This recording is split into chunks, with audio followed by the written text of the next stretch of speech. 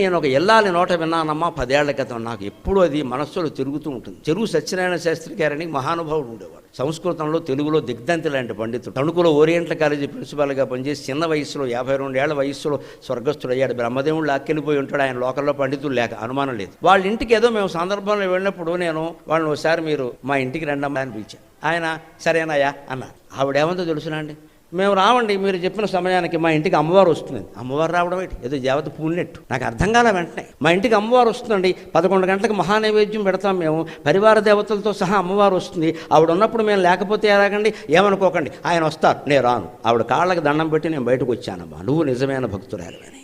అమ్మవారు పరివార దేవతలతో సహా ఆ ఇంట్లో ఉందని ఆవిడ భావన చేస్తుంది. కాబట్టి నైవేద్యం సమయంలో నేను ఎక్కడికి రాను అని చెప్పింది ఆవిడ. ఆయన వస్తారు, కావాలంటే తీసుకెళ్ళండి, నేను రాను, ఏమనుకోకండి. లేదమ్మా, మీరు చేసే పని చాలా గొప్పది, మీలాంటి వాళ్ళని నమస్కారం చేసుకుంటే పుణ్యం మాకు బుద్ధి వస్తుందని వచ్చాను. అది భావన చెయ్యాలి.